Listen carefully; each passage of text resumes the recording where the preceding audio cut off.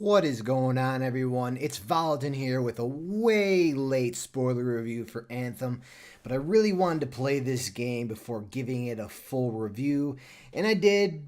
Logged in about 50 plus hours of this game, but I got to the point where I just couldn't play this game anymore, and that is what I'll be discussing in this video.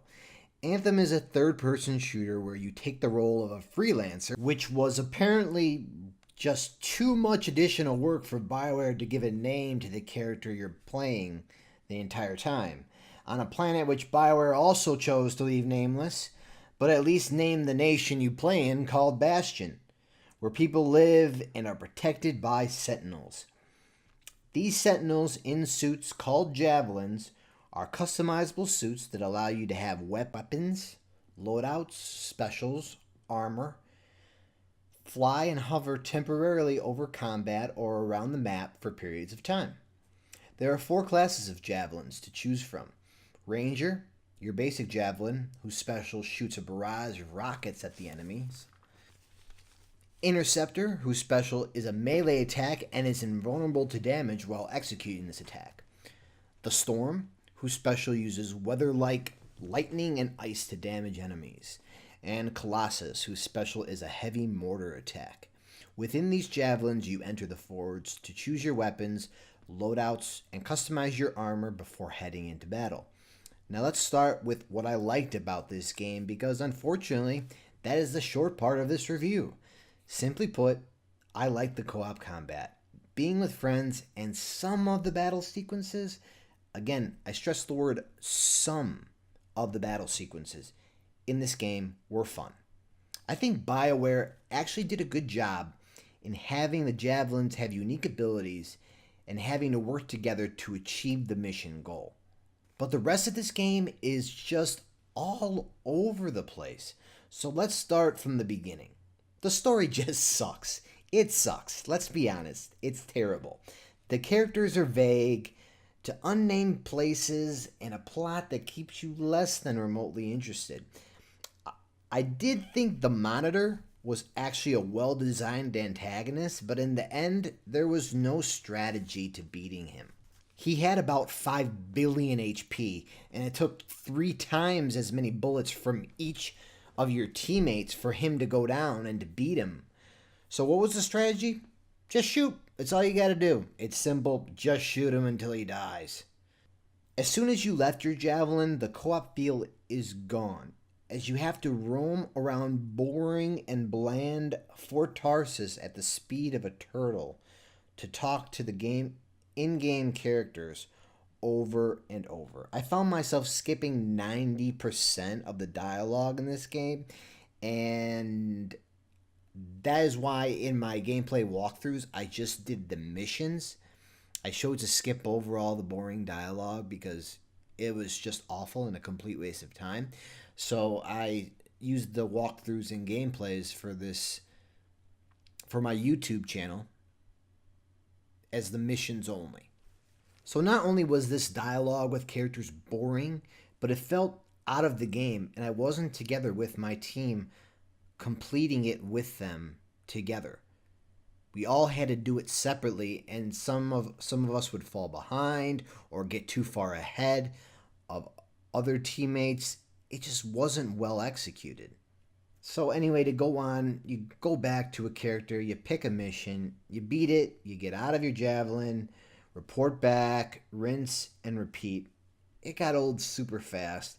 Even with skipping character dialogue, I found myself staying away from certain missions that I did not have to complete to beat the game, especially contract missions, just because of the character you get from them, Lucky Jack. Every time you would pass the guy, whether you had a contract open or not. Freelancer, I trust the contract went well. Shut up, Jack! God damn it!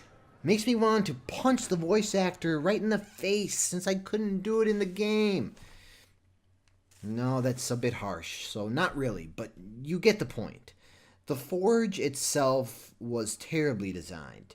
Yeah, cool, I can change my armor color, but I get one other choice of armor type for whatever javelin I choose. That feels a bit short-handed.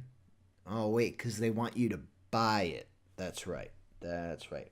The weapon system was trash. Every weapon of category, and what I mean by that is whether you had an LMG, a rifle, a pistol, a shotgun, all those weapons felt the same. They all had different names, different amounts of power, different reload speeds, but they all felt the exact same. Specials were a well thought of idea, but poorly executed and again, vague. Not much variety to choose from. For example, in one of my loadouts as the Interceptor, I kept using the Venom Spray and kept leveling it up because there was nothing better to choose from. Not that I didn't like it, but I did want to try other things, but I found the other ones were terrible and not much to choose from. Again, very little variety. Every mission you launch, you land on a launch pad and you're flying for 5 minutes listening to shitty character dialogue until you reach enemies that felt overly used. And what I mean by that is they would throw a ton of enemies at you almost to overwhelm you instead of making it strategic. Missions are repetitive. You get the relics, you boost the signal, you rescue some stupid shithead, and if you're lucky, maybe you finish the mission without getting past one of this game's many problems, such as lag, bugs, crashes, load screens, because there's so many, unsuccessful respawns, non-working servers, booted from servers.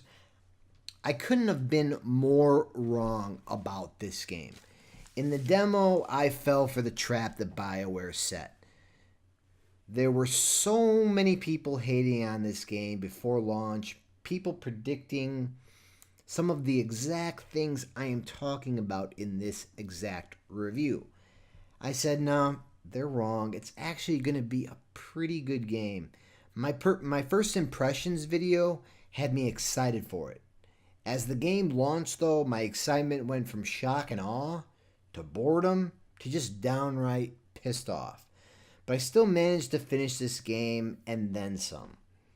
But doing a stronghold mission that bugged out so bad, it had a wall up when we respawned, meaning my teammates, in one of the missions that wouldn't allow us to get back into the fight. 45 minutes in, we weren't just about to quit, especially after all the crap that we had to go through with crashing and bugs, etc. in these missions. We weren't about to go back and start this one over. So we wanted to find a way through it. And no, dying and respawning did not work. It wasn't until we found a hole in this wall. So we basically found a bug inside of a bug that this game accidentally created. It's mind-boggling to me how they could release a product that was so unpolished.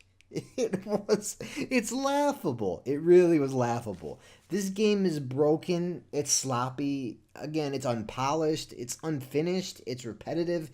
It's boring. Just a complete failure all around and a total ripoff. It's like someone ate the concepts of Halo, Destiny, Iron Man, shit those out, and this is the game we got as a result.